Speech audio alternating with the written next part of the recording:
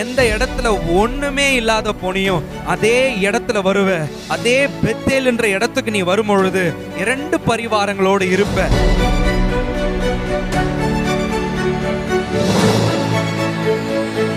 யோசேப்புக்கு கூட, யாக்கோபுடைய மகன் யோசேப்புக்கு கூட ட்ரீம் வந்த உடனே சகோதரர்கள் அண்ணனுங்க யாருமே சப்போர்ட் பண்ணலையே. குழியில போட்டாங்க, அவனை வித்துட்டாங்க. அப்பா அம்மா கூட அவனை நம்பல. அவங்களாம் நீ நான்லாம் உனக்கு வணங்குவனா அப்படின்னு தான் யோசித்தாங்க. ஆனா அது அவனுக்கு தானா நினைச்சது இல்ல, கர்த்தர் அவன் மேல வச்சிருக்கிற ஒரு ட்ரீம். இன்னைக்கு நீங்க நிறைய ட்ரீமை பார்த்திருக்கலாம். உங்களை குறிச்சு கர்த்தர் உயர்த்த போகிற ட்ரீமை நீங்க பார்த்திருக்கிறீங்க. அது இப்ப இருக்கிற சிச்சுவேஷன்ல அவங்களுக்கு அதை ப்ரூவ் பண்ண முடியாது. என்ன இன்னும் பெரிய மாற்றம் வரல, என்ன வளர்ந்துட்டியா, வித்தியாசமா பேசலாம், உன்னால அதை எக்ஸ்பிளைன் பண்ண முடியாது நீ இருக்கிற சிச்சுவேஷனுக்கு. ஆனா நிச்சயமா கர்த்தர் அதை செய்ய போகிறார். அல்லேலூயா. யோசேப்பை வித்துடுறாங்க, எல்லாம் நோகடைஞ்சு ஒன்னு இல்லாம இஸ்மவேலுக்கு வித்துடுறாங்க. இஸ்மவேல் எகிப்துக்கு போய் போர்த்திபார்ன்றவனுக்கு விற்கிறான். விற்கும் பொழுது துணியெல்லாம் கழட்டிடுவாங்க. ஏன்னா அவங்க அண்ணனுங்களே துணி கழட்டிட்டு தான் அனுப்புறானுங்க. இருக்கிற துணியெல்லாம் கூட இன்னும் கழட்டிட்டு தான் அங்க நின்று இருக்கிறான். பைபிள் சொல்லுது யோசேப்போடு கூட கர்த்தர் இருந்தாராம். எங்க ஒண்ணுமே இல்லை, ஆனா யோசேப்போடு கூட கர்த்தர் இருந்தாராம்.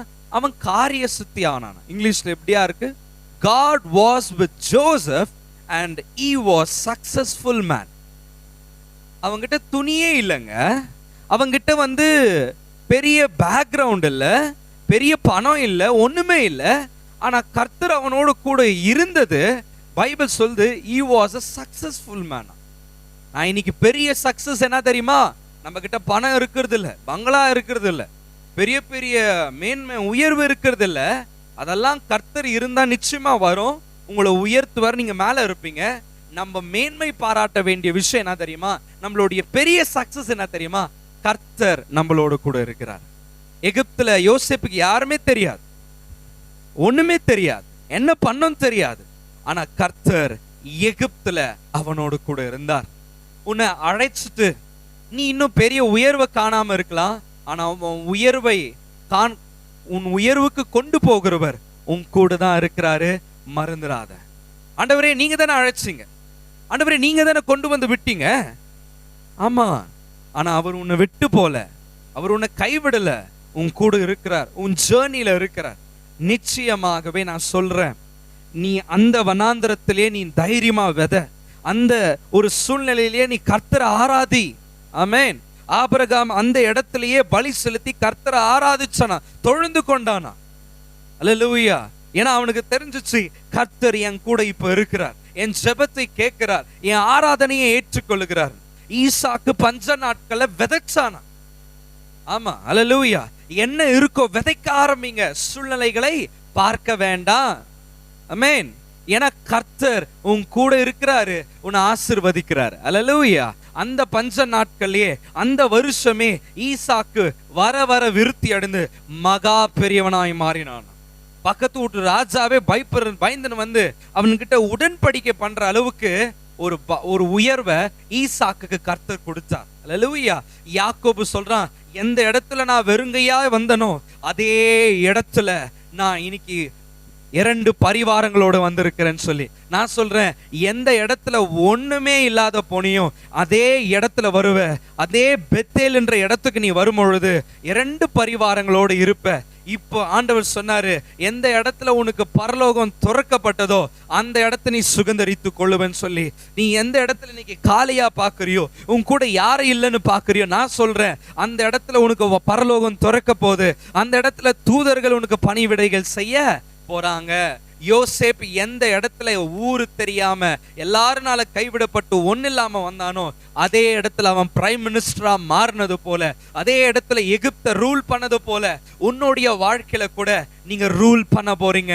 எந்த இடத்துல நீங்க வெக்கப்பட்டீங்களோ அதே இடத்துல நீங்க ஆளுகை செய்ய போறீங்க.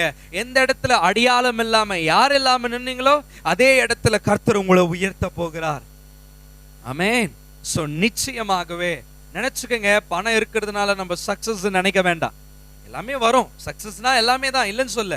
பட் பெரிய சக்சஸ் என்னன்னா கர்த்தர் நம்மளோட கூட இருக்கிறது தான். அல்லேலூயா. எல்லாம் இருந்து கர்த்தர் இல்லாம போனா எப்படிங்க இருக்கும்? ஒண்ணுமே இல்லை அதெல்லாம். ஆமென் சொல்லுங்களேன். ஆனா எல்லாமே வருதே அவர் நம்ம கூட இருக்கிறதுனாலதான். அவர் தான் நம்மளுடைய மேக்னெட். அல்லேலூயா. எல்லாத்தையும் இழுத்து கொள்ளுகிற வல்லமை அவர்கிட்ட மாத்திரம் தான் இருக்கு.